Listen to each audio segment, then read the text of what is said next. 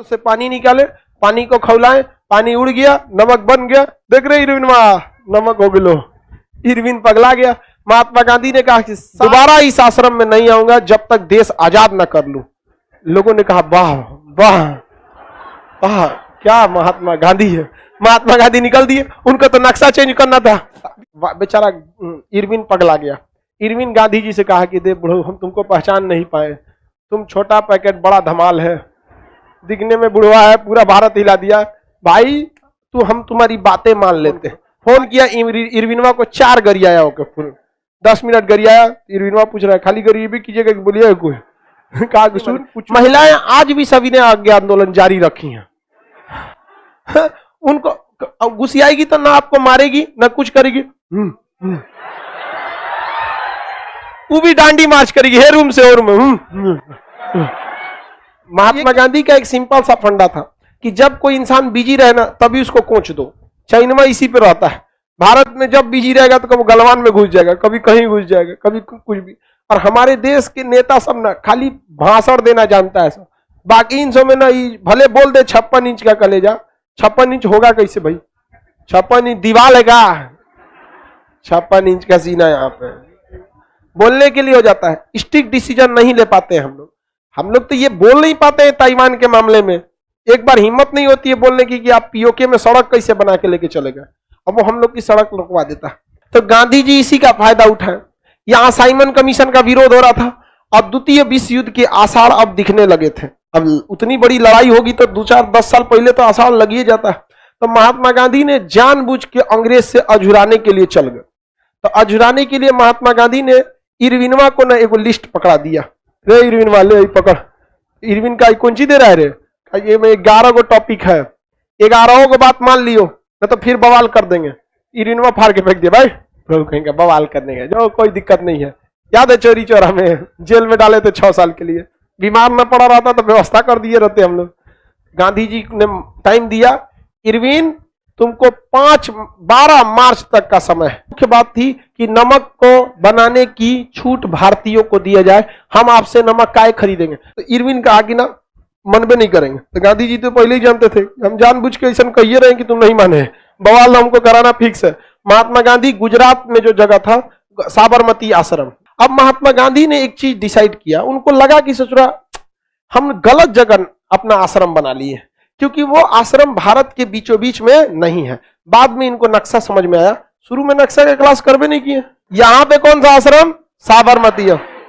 महात्मा गांधी साबरमती आश्रम से अपने कहे कि एक काम करते हैं, इसको हमें बवाल कराना है। बवाल कैसे होगा? तो पैदल चलेंगे तो बवाल होगा, क्योंकि धीरे धीरे पहुंचेंगे। और समुंदर कहां है? वहां से बहुत दूर है। तो समुंदर वहां से बहुत दूर था, 230 मील, बहुत दूर समुंदर। लगभग इनको जाते जाते 26 दिन लग गया। पैदल चलेंगे 24 दिन लग गया पैदल जाते जाते। तो महात्मा गांधी जानबूझ के क्या किए थे? अझुराने के लिए सोचे थे। क्या करेंगे? पैदल। ये अपने 78 अनुयायियों के साथ, कहीं कहीं ये 80 देता है, कहीं कहीं क्या देगा? 80। इतने अनुयायी थे, वो क्या थे? SC ST थे। इसमें सरोजिनी नायडू भी थी। इसमें कौन थी? सरोजिनी नायडू। तो इसके साथ ये कहां निकल दिए? डांडी नामक स्थान पर। तो 12 मार्च को ये कौन सा यात्रा चालू कर दिया? डांडी। डांडी समुद्र के किनारे है या नहीं है? तो ये कौन सा यात्रा चालू किया? डांडी मार्च। और डांडी पहुंचे कब? 6 अप्रैल 1930। 6 अप्रैल 1930। और वहां डांडी नामक स्थान पे पहुंच के समुद्र से पानी निकाले, पानी को खौलाए, पानी उड़ गया, नमक बन गया। देख रहे इरविनवा, नमक हो गलो। इरविन पगला गया। महात्मा गांधी ने कहा कि सारे लोग नमक कानून को तोड़ दो। पूरे भारत से लोगों ने नमक कानून को तोड़ दिया। अंग्रेजों को बड़ी घाटा लगने लगा। अंग्रेज का सब फिर ससुरा बवाल किया यहाँ पे, एक देखो फिर अजुराया यहाँ। महात्मा गांधी देखे कि पूरे भारत में लोगों ने क्या किया? अंग्रेजों का विरोध किया। महात्मा गांधी ने कहा कि यही मौका अच्छा है। महात्मा गांधी ने कहा कि आज मैं अपनी बनाई हुई आश्रम से निकल चुका हूं। जबकि उनको लग गया था कि हम साबरमती आश्रम हमको बीच में बनाना चाहिए था, भारत कंट्रोल नहीं हो रहा है यहाँ। एक काम करते हैं, इमोशनल खेल जाते हैं। तो साबरमती आश्रम के से निकले ना, तो उन्होंने कहा कि मैं आज अपनी आश्रम की दहलीज से पांव निकाला, दोबारा इस आश्रम में नहीं आऊंगा जब तक देश आजाद न कर लूं। लोगों ने कहा वाह वाह वाह, क्या महात्मा गांधी है। महात्मा गांधी निकल दिए, उनको तो नक्शा चेंज करना था बीच में। और यहां से निकल के कौन सा आंदोलन चल दिया, दांडी मार्च। अब पूरे लोगों ने कहा महात्मा गांधी आपने तो घर छोड़ दिया अपना, भगवान आप बहुत कितने नेक दिल इंसान है, भारत के लिए आप क्या क्या कर सकते हैं। महात्मा गांधी का सब लोग मेरा मेन प्लान थोड़े सोच पाएगा, हमारा नक्शा के हिसाब से बीच में जाना है। तो महात्मा गांधी ने दांडी मार्च को तोड़ दिया और दांडी आंदोलन में गए और नमक कानून को तोड़ दिया। इरविन चिल्लाते रह गया, कुछ नहीं हुआ। इसे कहा जाता है कि प्यार से आपकी बात को न मानना। क्या कहा जाता है? प्यार से आपकी बात को न मान, जिसे इमोशनल ब्लैकमेल कहते हैं। समझ में आ गया कि नहीं आ गया? Emotional blackmail. तो महात्मा गांधी ने क्या कहा कि इस जो हम कर रहे हैं इसे क्या कहा जाता है? प्यार से बात को न मानना। सविनय मतलब प्यार से, बात ना मानना मतलब अवज्ञा, आज्ञा नहीं है, अवज्ञा।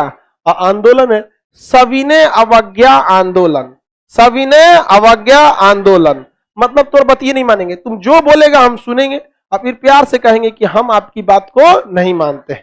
सिविल डिसओबीडियंट मूवमेंट, सिविल मतलब सभ्य तरीके से, डिसओबीडियंट मतलब बात ना मानेंगे, सभ्य तरीके से आपकी बात को ना मानेंगे। Civil disobedient movement. समझ में आ गया कि नहीं आ गया? बतिये नहीं माने, कुछ कहोगे मार झगड़ा नहीं करेंगे, क्या करेंगे? बात ही नहीं माने। महिलाएं आज भी सविनय आज्ञा आंदोलन जारी रखी हैं। उनको गुस्सियाएगी तो ना आपको मारेगी ना कुछ करेगी, वो भी डांडी मार्च करेगी, हे रूम से और रूम। तो ये क्या रहता है? महिलाओं का सविनय अवज्ञा आंदोलन, सिविल डिसओबीडियंट मूवमेंट। आपको ना वो बोलने जाएगी ना, लेकिन जो आप कहेंगे वो उल्टा करेगी। साइमन वाला थोड़े करेगी, साइमन करती पिटा जाती। लाला लाजपत राय को पढ़िए सभी सब। आगे बढ़े तो सविनय अवज्ञा आंदोलन का मतलब समझ में आ गया। और आप लोग को तो समझाने की जरूरत ही नहीं है, आप लोग तो एकदम बढ़िया से जानते हैं। क्या जी? सविनय अवज्ञा आंदोलन पूरी भारत में क्या फैल गया? सविनय अवज्ञा आंदोलन, सिविल डिसोबीडिएंट मूवमेंट। दक्षिण भारत में चक्रवर्ती राजगोपालाचारी और महाराष्ट्र में सरोजिनी नायडू, महाराष्ट्र में सरोजिनी नायडू। सरोजिनी नायडू का आंदोलन हालांकि लीक हो गया पहले ही, इस वजह से सफल नहीं हुआ, वरना ये दासना नामक एक जगह था मुंबई में, वहां ये हजारों लोगों को लेकर पहुंच गई थी। लेकिन पहले ही अंग्रेजों को पता चल गया तो पहले ही वहां लाठी लेके खड़ा था सब। कैसे अभी मोदी जी को पता चल गया कि किसानों के बारे में, समझ में आ गया कि नहीं आ गया? किसान हटने वाला नहीं है, आज नहीं तो कल सरकारें को झुकना पड़ेगा। वो यूपी बिहार का किसान नहीं है कि लड़ जाएगा यादव कुर्मी मुस्लिम हिंदू समाज के, सब वहां का सरदार है, सब न लड़ने वाला है, सब पश्चिमी यूपी हरियाणा में नहीं हटेगा। सरकार को आज नहीं तो कल झुकना पड़ेगा। तो अंग्रेजों ने सरोजिनी नायडू के आंदोलन को तोड़ दिया। कश्मीर के क्षेत्र से खान अब्दुल गफ्फार खान, किसने किया था? खान अब्दुल गफ्फार खान। इन्होंने भी क्या कर दिया? सविनय अवज्ञा आंदोलन को तोड़ दिया। इलाहाबाद से जवाहरलाल नेहरू, बिहार से राजेंद्र प्रसाद, बिहार से राजेंद्र प्रसाद, इलाहाबाद से जवाहरलाल नेहरू। मोतीलाल नेहरू अब आएंगे बीच में, ऐसा झारा था बर के नेडवा की दोबारा यही भी नहीं की यहाँ पर, समझ में गया? यहां से खान अब्दुल गफ्फार खान, खान अब्दुल गफ्फार खान ने एक संस्था खोला, खुदाई खिदमतगार संस्था, खुदाई खिदमतगार संस्था। और यही खुदाई खिदमतगार संस्था ने महात्मा गांधी को क्या कहा था? मंगल बाबा। इन्होंने अपनी एक सेना गठन कर लिया, लाल कुर्ती सेना। कौन सी सेना? लाल कुर्ती। आज भी रूस की आर्मी को क्या कहा जाता है? Red army. क्या कहा जाता है? Red army. लाल कुर्ती सेना का गठन किसने किया? खान अब्दुल गफ्फार खान। इन्हें सीमांत गांधी कहा जाता था। क्या कहा जाता है? सीमांत, क्योंकि भारत की सीमा का वहां अंत होता था और वहां इनकी विचारधाराएं गांधी जी से मिलती थी, अतः इन्हें क्या कहा जाता है? सीमांत गांधी। महात्मा गांधी पूरा घूम घूम कहे कि देखो अब हम भारत को आजाद करेंगे, हम अपनी साबरमती आश्रम को छोड़ दिए, अब हम कहां रहेंगे, हमको रहने के लिए ठिकाना नया बनाना पड़ेगा, क्योंकि हमने प्रण लिया है भारत को आजाद कराने का। इनके दिमाग में पहले से प्लान था, समझ में गया कि हमारा बीच में आना है, चला है नागपुर में। देखिए इसको कहते हैं नक्शा का मास्टर। कहां चला है? नागपुर। और नागपुर में एक जगह है वर्धा, क्या नाम है? वर्धा। वहां आश्रम बना लिए नए का, सेवाग्राम आश्रम। कौन सा आश्रम? देख रहे हैं, इसको कहा जाता है मौके पे चौका लगाना। लोगों को क्या पता, वो हम ना आपको बता रहे हैं।